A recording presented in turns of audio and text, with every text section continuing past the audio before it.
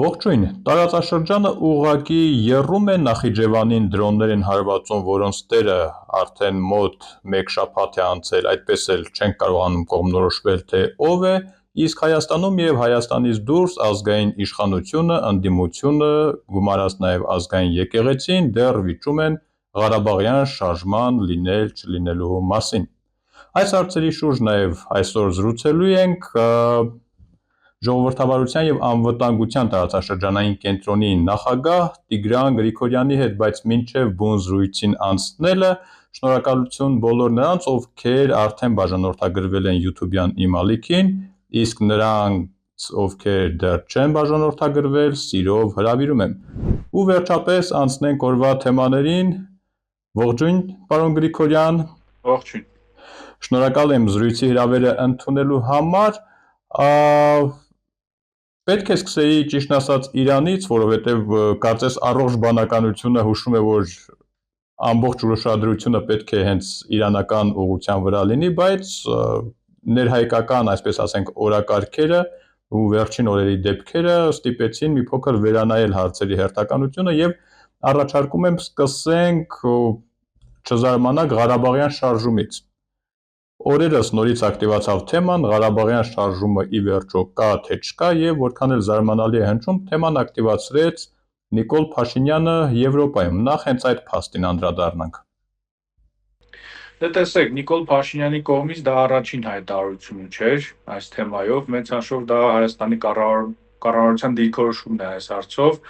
Նմանատիպ հայտարարություններ նա արարել է նաեւ ԵԽԽՎ նստաշրջանի ընթացքում իր ելույթի ընթացքում։ Ես ճիշտն ասած այդ տիպի հայտարարությունների նպատակահարմարությունը չեմ հասկանում։ Կարծում եմ ակնհայտ է, որ առնվազն կարճաժամկետ, միջնաժամկետ, իրականում նաեւ երկարաժամկետ կտրվածքով դժվար թե Ղարաբաղի հարցի շուրջ ինչ-որ ակտիվ զարգացումներ տեղի ունենան եւ այս հայտարարություններով կարծես թե փորձ է արվում անընդհատ ինչ-որ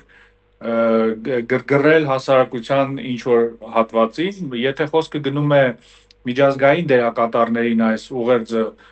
հղելու մասին, ապա այստեղ եւս, ինչպես արդեն նշեցի, բոլորը կարծես թե հասկանում են այս նոր իրողությունները եւ ամեն անգամ այդ ամեն ինչը կրկնելը եւս այդքան էլ երևի խելամիտ չի։ Տեսեք, ինձ համար էլ է անհասկանալի, թե ինչ է շահում նա Հայաստանից դուրս կամ Հայաստանում նման հայտարարություն անելով։ Նշեցիք, որ դրսում կարծես ոչինչ չի շահում, իսկ ներսում ինչ-որ բան շահում է։ Կարծում եմ առաջին հերթին այնուամենայնիվ արտաքին միջավայրին ուղղող ուղերձներ են, մեծ հաշվով կառավարության ղեկավարը նշում է, որ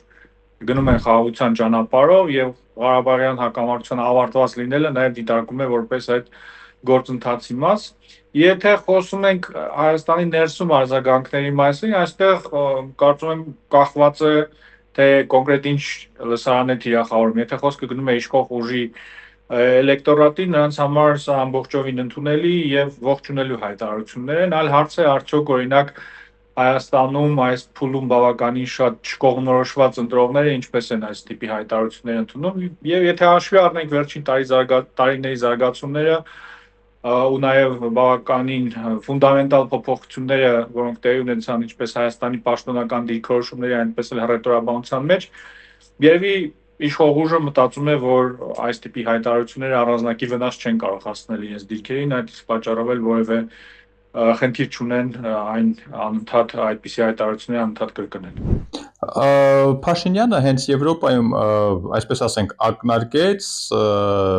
ու Հայաստանում էլ մի փոքր փակագծերը բացեց, թե ինչու է այդ թեման այնտեղ բարձրացրել։ Նշեց, որ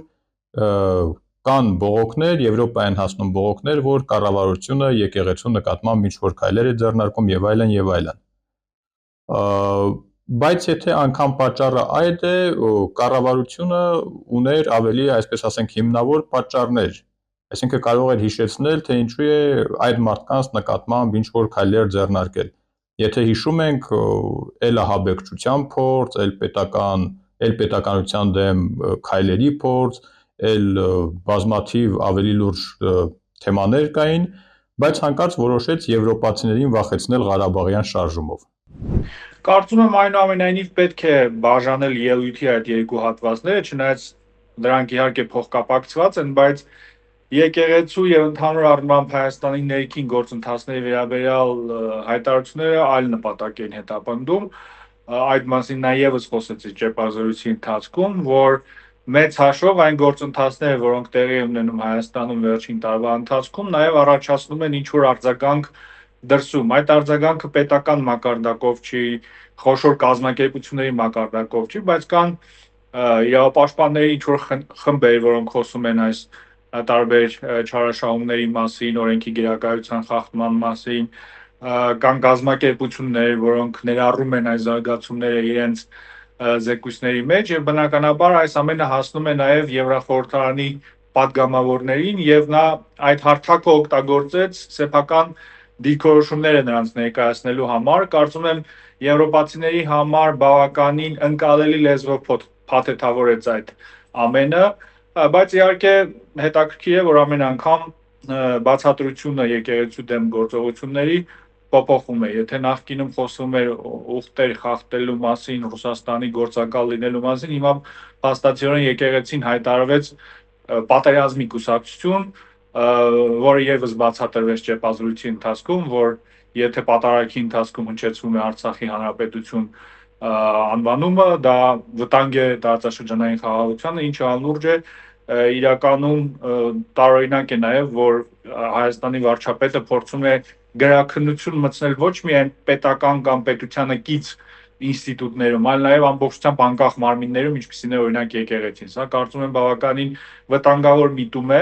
այն առումով նաև, որ կարող է Ադրբեջանի մոտ այդպիսի ակնկալիքներ ձևավորել, որ եթե վարչապետ Փաշինյանը անձամբ ստանձնել է այդ հանձնառությունը, այդ գրաքննությունը տարածել տարբեր մարմինների նկատմամբ, վաղը այդ շրջանակը կարող է ընդլայնվել Ադրբեջանի օրինակ պահանջով։ Օրինակ կարող են քաղաքացիական հասարակությանը թիրախավորել Արցախ բառը օգտագործելու համար կամ նմանատիպ այլ խոսույթներ օգտագործելու համար, մեդիա դաշտում կարող են փորձել գրաքննություն մտցնել, ինչը իհարկե անհամատեղելի է ինքնիշխանության եւ այլ սկզբունքների վերաբերյալ արվող պնդումների հետ։ Տեսեք, չնայած նշեցիք, բայց մի տեսակ չեմ կարողանում մարսել։ Ասում եք Եվրոպայում, չգիտեմ, ավտոբուսներ հրկիզելու, մեքենաների տակ, չգիտեմ, սուր մեխեր նետելու այդ փաստերը, որ բազմաթիվ պատգամավորներ երդվում են, որ կա, փաստագրված է, ասում եք դա ավելի պակաս տպավորիչ կլիներ, քան 88-ին շարժման մասին հիշատակելը։ Դե տեսեք, այստեղ պատճառաբանությունների համալիրի հետ գործ ունենք։ Ահաբեկչության գործը այնուամենայնիվ վերաբերում էր եկեղեցականներից միայն մեկին, այսինքն միայն մեկ քրեական գործ կա այդ հոդվածով, բայց գործընթացը շատ ավելի լայն է, այսինքն դժվար է նույն եկեղեցականների, այլ եկեղեցականների նկատմամբ իրականացնող գործողությունների միայն այդ մեղադրանքով արդարացնելու, չնայած այդ մեղադրանքը եւս օգտագործում է։ Եթե մենք հետևենք իշխանական տարբեր գործիչների բացատրություններին, բնականաբար նրանք պնդում են, որ հեղաշրջման փորձ կար եւ դա է նաեւ պատճառը այս կոշտ արձագանքի, բայց ընդհանուր գործընթացը շատ ավելի լայն է, քան այդ հեղաշրջման վերաբերյալ մեղադրանքը եւ դա է պատճառը, ինչու օգտագործում են այսպիսի ավելի լայն խոսույթներ ու կրկնեմ, որ սրանք կարծում են բավականին արդյունավետ ու ընկալելի խոսույթներ են հենց եվրոպացիների տեսանկյունից եւ նա կարծում եմ կարողացել է հաջողությամբ փաթեթավորել այս հարցը իր համար հարմար խոսույթներով։ Տեսեք, մի փոքրիկ, այսպես ասենք, անհարմար թեմա էլ կա, խնդիրն այն է, որ Արցախի թեմի առաջնորդը բավական ակտիվ ու անթակույց մասնակցում էր նույն Նիկոլ Փաշինյանի հիշատակած այդ շարժմանը։ Թե կասեն հեղաշրջման փորձ, թե ինչ, ամեն դեպքում Վրթանես Սրբազանը այդ շարժման անթակույց մասնակիցներից էր, երբ շարժումը Երևան հասավ, դուրս եկավ մի խումբ մարդկանց հետ դիմավորեց եւ այլն եւ այլն, իսկ այսօր նույն Վրթանես Սրբազանը եկեղեցու բարեփոխիչների շարքում է։ Վարչապետի հետ էր հանդիպել, այսօր էլ եթե չեմ սխալվում, այդ մոտեցումից հետ չի կանգնել, մի տեսակ շատ խառը պատմություն չի ստացվում։ Դե ընդհանուր առմամբ, եթե մենք դիտարկենք բոլոր այն անհատներին, եկեղեցականներին, որոնք միացել են այդ բարեկարգման խորհրդին, կտեսնենք, որ մեծ հաշվով այն բոլոր մեղադրանքները, որոնք հնչեցվում էին եկեղեցու տարբեր պաշտոնյաների նկատմամբ այդ բոլոր մարդիկ այդ մեղադրանքները մարմնավորող ամենակարկառուն դեմքերն են։ Կարող ենք խոսել նույն Նավասարդ Կճոյանի մասին, եթե խոսքը կոռուպցիայի մասին է եկեղեցում, նույն Արգիշտի Քյարամյանի փոր մասին, հիշում ենք, որ ի սկզբանե այս արշավը սկսվել է կուսակրոնության ուխտը խախտելու մեղադրանքով, այսինքն այստեղ որևէ տրամաբանություն կամ բարոյական առումով հետևողականություն պետք չէ փնտրել, այստեղ կան հստակ քաղաքական շահեր եւ կան հստակ լծակներ, անհնարինը որ այդ մարդկանց նկատմամբ կիրառվել են այդ լծակները եւ նրանցից շատերը երևի պարզապես այլընտրանք չեն ունեցել, քան միանալ այդ շարժմանը։ Այս կտորից թերևս վերջին հարցը Ցեղասպանության թանգարանի տնօրենի հեռացման փաստին անդրադառնանք ու այդ թեման հաշվի առնելով ձեր ապագա կանխատեսումները, չնայած մի փոքր խոսեցիք։ Ինչ է սպասվում, շարունակելու ենք ամեն ինչ ժխտելու, ամեն ինչ մոռանալու այդ քաղաքականությունը եւ նույնիսկ լծակներ ենք կիրառելու, որ դա համընդհանուր դառնա։ Տեսեք, այդ դեպքը իրականում խնդրահարույց է մի քանի պատճառներով։ Առաջին պատճառը հենց այդ ներքին կառավարման տրամաբանությունն է, երբ վարչապետը մտածում է, որ պետական համակարգի բոլոր պաշտոնյաները պետք է ունենան նույն կարծիքը, ինչ ինքը ունի, եւ այդ առումով նախադեպը դեռ ստեղծվել էր ամիսներ առաջ, երբ Լիպարիտ Դրմեյանի, եթե չեմ սխալվում, աշխատանքից հանեցին, քանի որ նրա պրոֆեսիոնալ գնահատականը, իրավական գնահատականը չէր համապատասխանում իշխող ուժի քաղաքականությանը, այն ժամանակ հիշում ենք, որ Փաշինյանը խնդիր կար, եթե չեմ սխալվում։ Ինչի խնդիր։ Հեցի խնդիրը կար, եթե չեմ սխալվում։ Հեցի հետ կապված այո այդ իրավիճակը եւ Փաշինյանը այն ժամանակ հայտարարեց, որ կառավարությունը ես եմ։ Սա ինքնին բավականին վտանգավոր հայտարարություն էր, որը մեծաշոր ժխտում է կառավարման համակարգի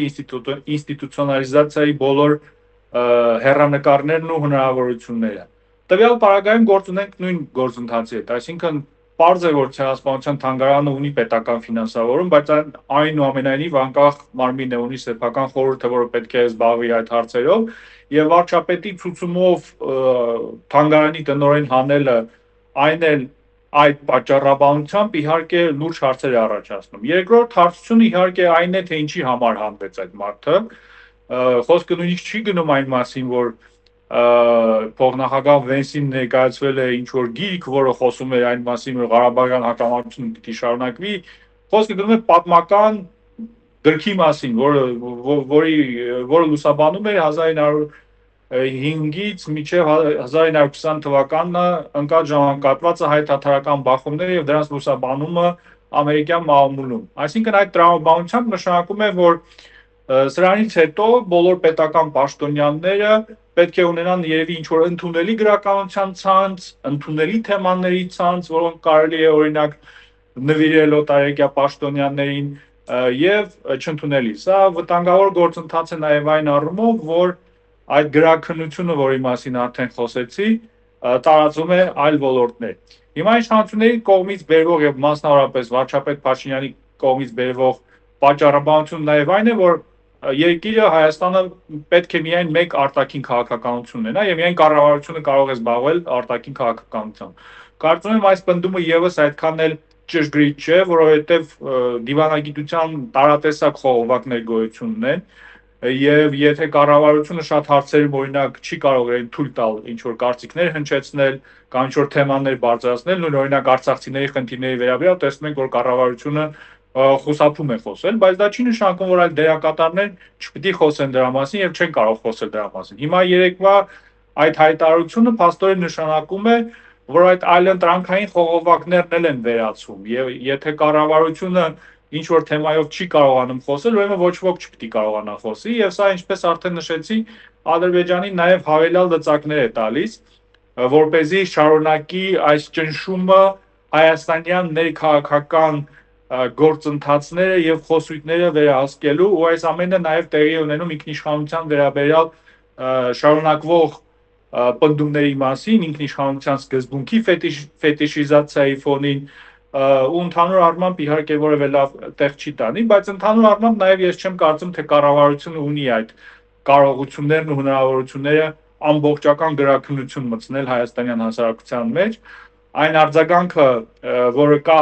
այդ որոշմանը ու ասեմ նաև որ բազմազան դերակատարների կողմից արձագանք ցույց է տալիս, որ ընդհանուր առմամբ հանրությունը այս երևույթները նորմալ չի համարում եւ պատրաստ չի համակերպվել այս պահելաձևի հետ, ինչը կարծում եմ այս ողջ պատմության մեջ միակ դրական հանգամանքն է։ Վերջապես հասանք Իրանին, բայց մինչ պատերազմին անցնելը Արցախ-Իրան հարաբերություններին անդրադառնանք, դե յուրե նման հարաբերություններ չկային, բայց դե ֆակտո ըստ էության կային։ Ի վերջո Արաքսի վրա կառուցվող հսկա ջրամբարը, Խուդաֆերինի ջրամբարը այնքան մեծ է, որ ոչ մի կերպ չես կարող թաքցնել։ Խոսենք այդ հարաբերությունների ու Արցախ-Իրան հարաբերությունների մասին։ Դե տեսեք, կարծում եմ այդ հարաբերությունների գագաթնակետը հենց 90-ական թվականներն էին, երբ Արցախը այնուամենայնիվ որոշակի սուբյեկտայնություն ուներ եւ կարողանում էր ինքնուրույն հարաբերություններ կառուցել օրինակ նույն Իրանի եւ այլ դերակատարների հետ։ 2000-ականներից սկսած, երբ Երևանը ավելի ու ավելի էր սկսում վերահսկել ինչպես Արցախում տեղի ունեցող գործընթացները, այն էլ ընդհանրապես Արցախի հետ կապված բոլոր հարցերը, այդ թվում նաև օրինակ բանակցային գործընթացում Ստեփանակերտի դիրքորոշումը, որը անհետացավ մեծ հաշվով 2007 թվականին, այդ պարագայում բնականաբար այդ կապերը եւս թուլացան։ Ես գիտեմ, որ թեթև ինչ-որ շփումներ կային ինչպես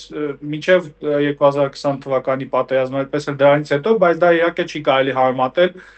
հարաբերությունների այն մակարդակին, որը գոյություն ուներ 90-ական թվականներին։ Մոտ 30 տարի այսպես թե այնպես Իրանը Արցախի հետ ուներ բավական մեծ, բավական երկար սահման ու այս ողջ ընթացքում սա Իրանի համար ամենահանգիստ սահմաններից մեկն էր։ Ու անկեղծ ասենք մեզ համար էլ։ Բայց չենք մոռանում նաև այն, այսպես ասենք, խանդավառ ողջույնները, որ 2020 թվականին ադրբեջանցիներն էին ստանում, երբ որ հասան Արաքսի ափերը, որոնք ժամանակին հայկական կողմի վերահսկողության տակ էին։ Հավանաբար դուք էլ եք հիշում այդ կադրերը։ Տվյալ պարագայում խոսքը գնում էր թրքաբնակ շրջանների մասին, այսինքն էթնիկ ադրբեջանցիների մասին, որոնք ողջունում էին մեծ հաշվով իրենց համար ավելի էթիկ առումով եւ կրոնական առումով մոտ գտնվող պետության հաջողությունները։ Իրանի պաշտոնական դիրքորոշումը ի հեճուկս Հայաստանում գոյություն ունեցող տարբեր կարծրատիպերի ու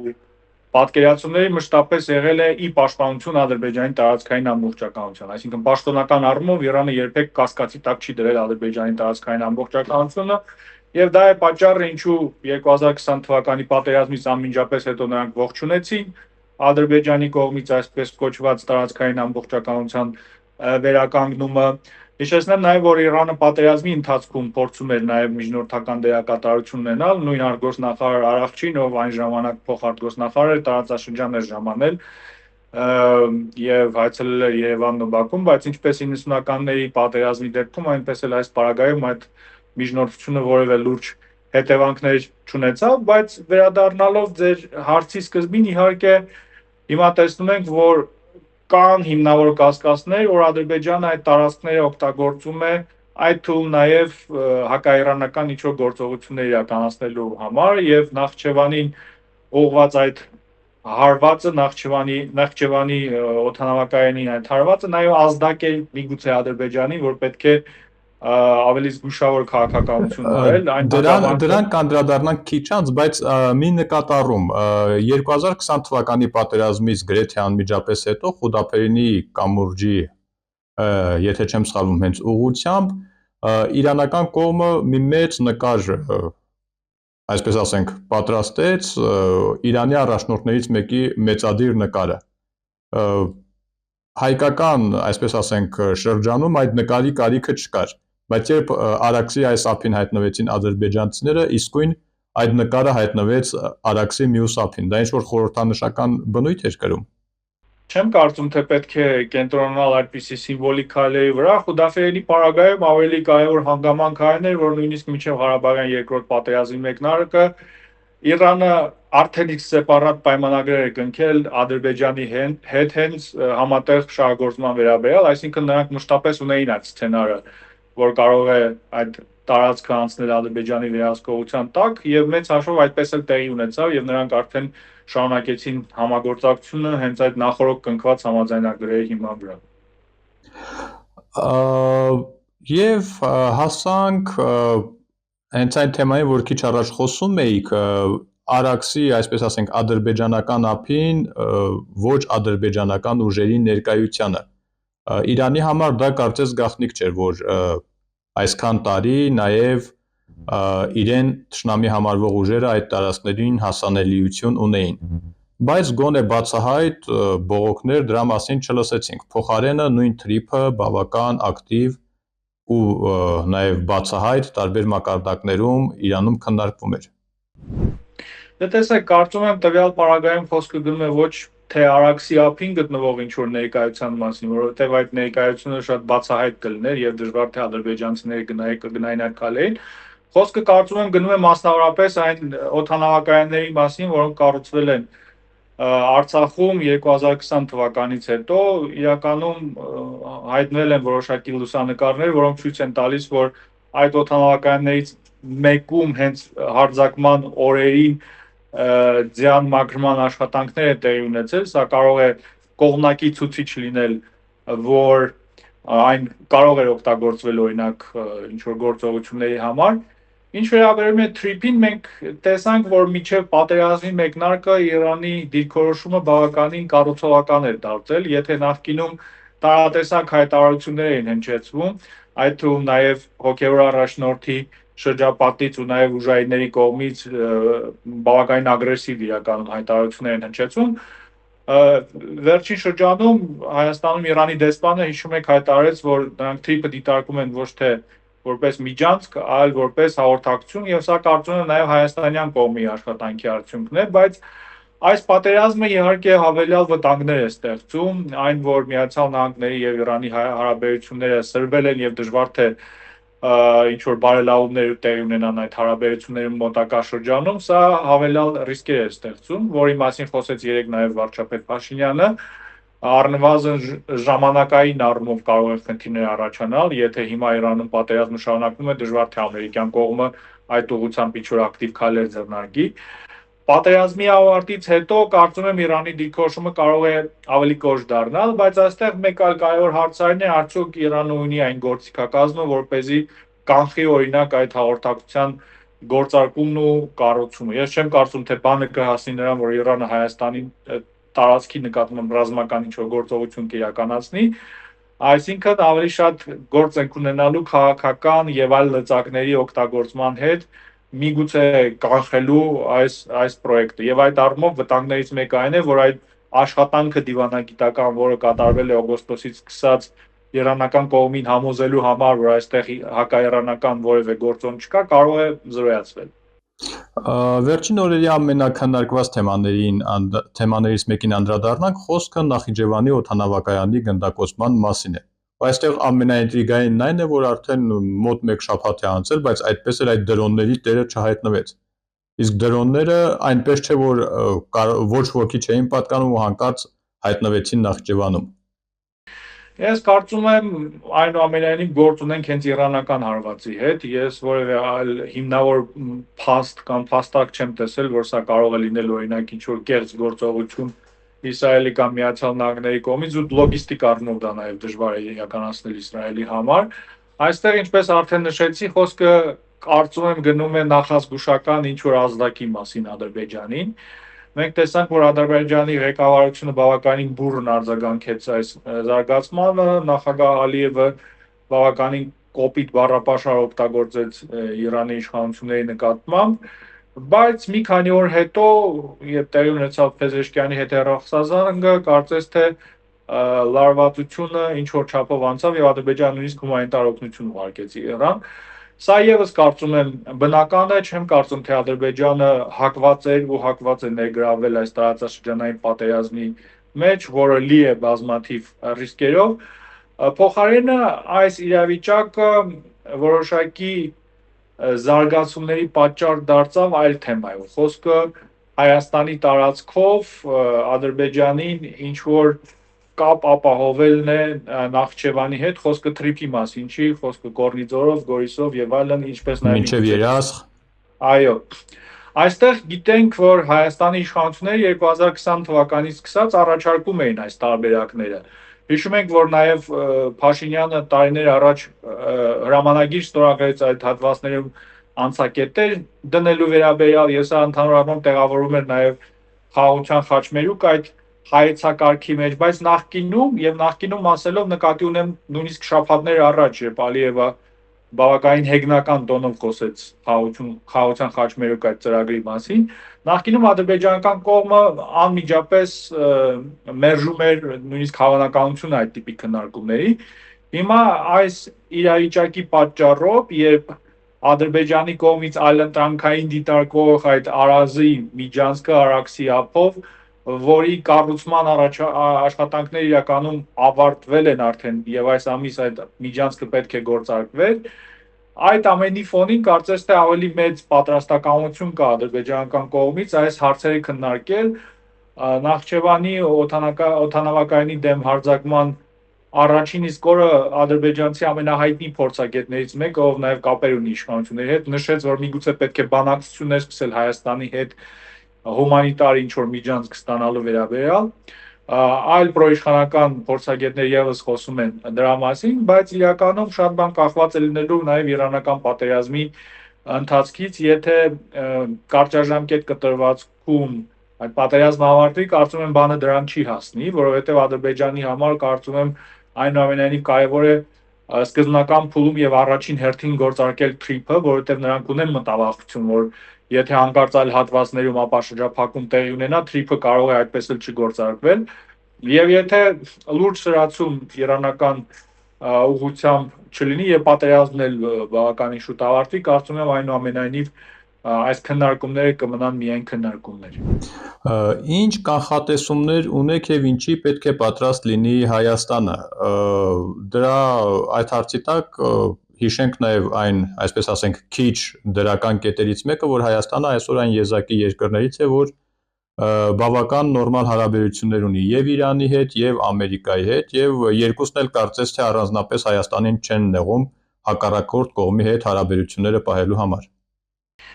Այո, բայց ընդհանուր առմամբ Հայաստանի համար այստեղ այս ողջ պատմության մեջ միայն բացասական սցենարներ գոյություն ունեն։ Իհարկե քիչ թե շատ դրական այն է, որպեսզի պատերազմը արագ ավարտվի եւ ինչ որ բալանսը վերականգնվի, նախապատերազմական ստատուս կվոն վերականգնվի, բայց ընդհանուր առմամբ բազմաթիվ ռիսկեր կան, լոգիստիկ ռիսկեր, առևտրային ռիսկեր, Արևմուտք-Իրան հարաբերությունների վատթարացումը, որը կարող է նաեւ ազդել Հայաստանի արտաքին քաղաքականության վրա, ու խոսքը այստեղ ոչ միայն Միացյալ Նահանգների մասին, այլ նաև Եվրամիության մասին, որը բավականին ուղիղ կերպով աջակցեց Միացյալ Նահանգներին այս գործընթացում, չնայած մինչ այդ բավականին կառուցողական բանակցությունների մեջ էր գտնում հենց իրանական կողմի հետ։ Այսինքն հիշեցնեմ նաև, որ նույն Հնդկաստանից ձեռք բերվող սպառազինությունը Իրանի տարածքով է գալիս, եւ հիմա Հնդկաստանի եւ Իրանի հարաբերությունները եւս կարող են ինչ-որ չափով սրվել Հնդկաստանի պահվածքի պատճառով, եւ կարծես թե Հնդկաստանը այս հակամարտության մեջ նախապատվությունը տալիս է ավելի շատ արաբական երկրներին, Իսրայելի, Միացյալ Նահանգներին, քան Իրանին, առնվազն նրանց հրապարակային հայտարարություններից եւ հեռախոսազանգերից այդպիսի տպավորություն է ստեղծում։ Ընդհանուր առմամբ բազմաթիվ ռիսկեր կան, մեր կենտրոնը օրերս վերլուծական տեղեկագիր է հրապարակել այս թեմայով, որը հասանելի է մեր կայքում։ Շնորհակալություն պարոն Գրիգորյան, հետաքրքիր զրույցի համար։ Հիշեցնեմ, որ այսօր զրուցեցինք ժողովրդավարության եւ անվտանգության տարածաշրջանային կենտրոնի նախագահ Տիգրան Գրիգորյանի հետ։ Այսքանն ենք նախատեսել, ամուր եղեք ու մի քիչ էլ զգույշ։ Կհանդիպենք։